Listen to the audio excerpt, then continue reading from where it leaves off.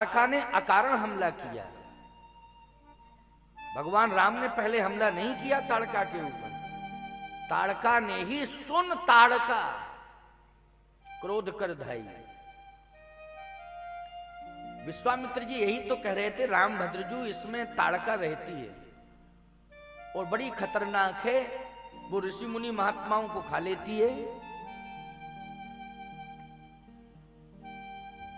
तो ताड़का ने अगर सुन लिया था तो सुनकर के समर्पण कर देना चाहिए था उसे, लेकिन नहीं, वो अहंकार में बैठी हुई थी और उसने सीधा आक्रमण कर दिया।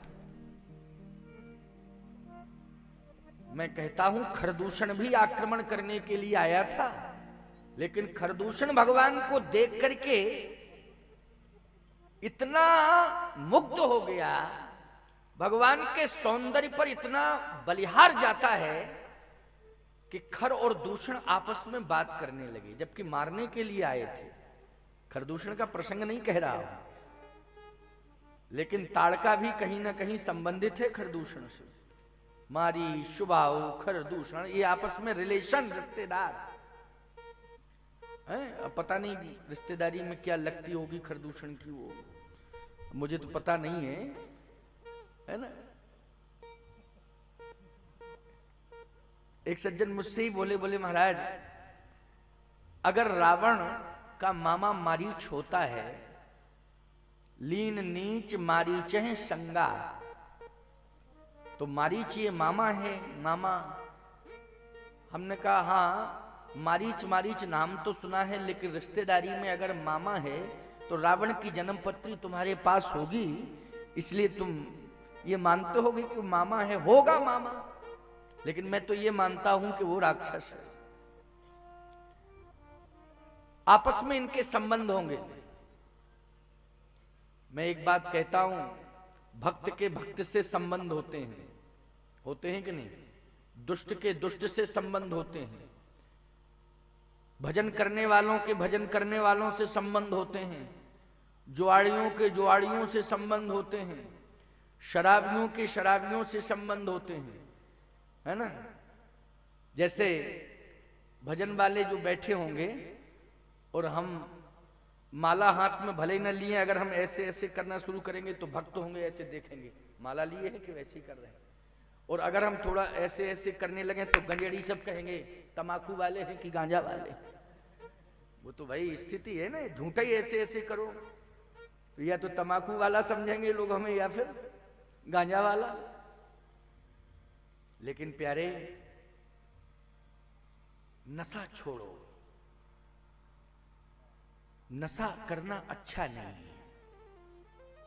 चाहे बीड़ी का हो, चाहे तम्बाकू का हो, चाहे मादक गुटखा का हो, चाहे गांजा का हो, चाहे अफीम का हो, नशा छोड़ो।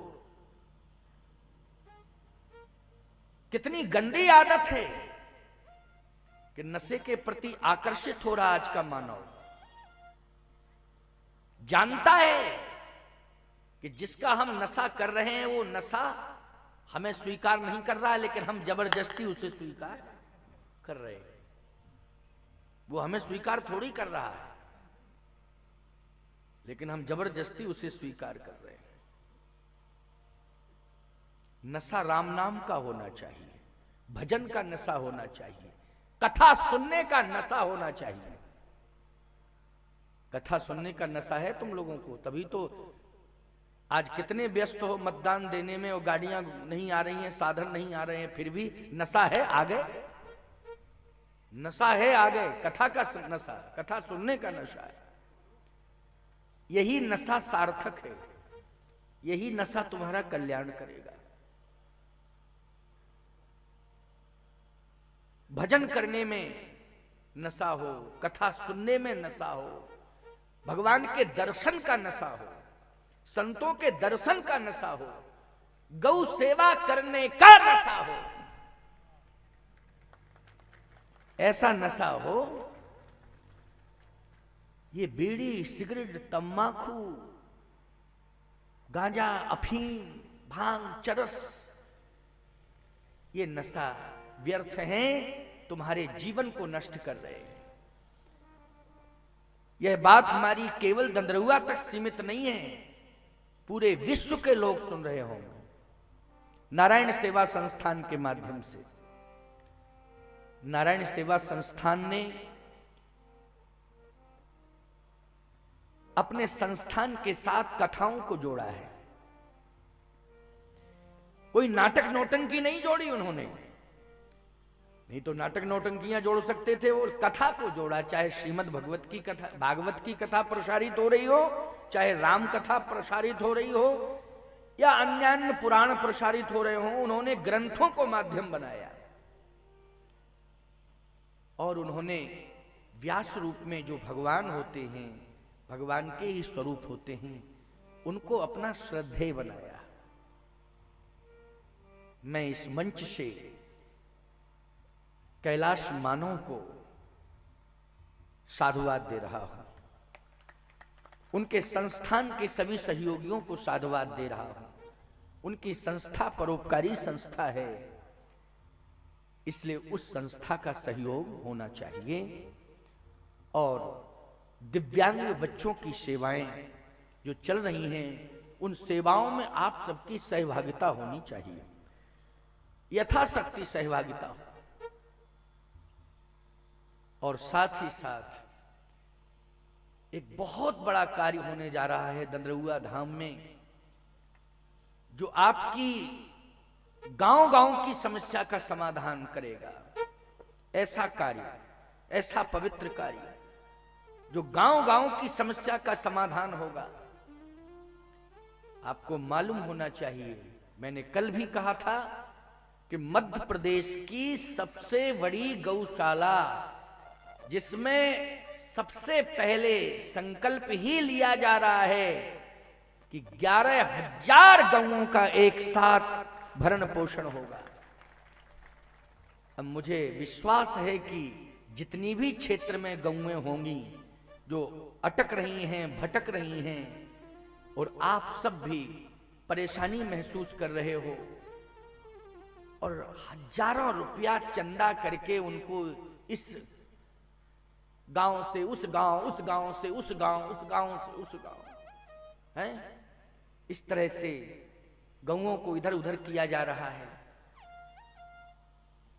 सोचो जरा, तुम्हें तकलीफ है, तुम जिस गांव में या जिस मौजे में उनको छोड़ के आओगे, उन लोगों को भी तकलीफ होगी। और आखिर तुमने लाठी डंडे का भी प्रयोग किया होगा रास्ते में, जो गौ इधर से उधर हो रही होगी तो तुमने वो भी प्रयोग किया होगा, तो गौ माता को कितना कष्ट हुआ होगा। जिस मौजे में तुमने गौओं को छोड़ा है, वहां के लोग डंडे का प्रयोग करके उनको दूसरे मौजे में खदेड़ते होंगे, भगाते होंगे या लाते होंगे, भेजते होंगे। ईमानदारी से बताओ, उन गौओं को कितना कष्ट होता होगा। है? तुम जिस गांव में रहते हो, उस गांव में यदि तुम नुकसान कर रहे हो तो कोई आदमी तुम्हें खदेड़ पाता है? बोलो जल्दी, है? कितने लोग हैं जो गांव में रहते हैं, वो गांव का ही नुकसान करते हैं। उनसे कहो क्यों, कुछ कहते क्यों? हम उनसे नहीं कह सकते, हम उनसे नहीं कह सकते, तुमको कहना हो तो कहो, हम नहीं कह सकते। नुकसान भी कर रहे हैं और तुम कह भी नहीं पा रहे हो। क्या उनको खदेड़ा कभी तुमने? नहीं खदेड़ा उनको। गौ मां नुकसान कर रही है इसलिए खदेड़ना पड़ रहा है। भाई तुम भी समाधान ले लो, गौ माता को समाधान दे दो। और यही कहूंगा कि विशाल गौशाला जो दंदरुआ सरकार के नाम से स्थापित होने जा रही है, भूमि का सुनिश्चितीकरण हो चुका है। मेन रोड पर कितना क्षेत्रफल है? 100 बीघा का क्षेत्रफल है, वो गौशाला के निमित्त ही है। इसलिए उसमें भव्य दिव्य गौशाला बने तो गांव-गांव से सहयोग पहुंचना चाहिए और आपके हर गांव की गौ की समस्या का समाधान दंदरुआ सरकार की गौशाला करेगी। इसलिए मैं केवल क्षेत्रवासियों से ही नहीं कहूंगा, देशवासियों से कहूंगा कि ये दिव्य गौशाला जो एक आदर्श गौशाला होगी मध्य प्रदेश की, दंदरउआ धाम की, क्योंकि जो भी कार्य दंदरउआ धाम में होते हैं वो बिल्कुल हृदय से संकल्पित होकर होते हैं, श्री हनुमान जी की प्रेरणा से होते हैं। और यहां जितने भी संकल्प लिए जाते हैं उन संकल्पों में पवित्रता होती है प्यारे। इसलिए डॉक्टर हनुमान जी महाराज यहाँ के हर संकल्प को समय से पूरा करा देते हैं। यही विशेषता है यहाँ के धाम की।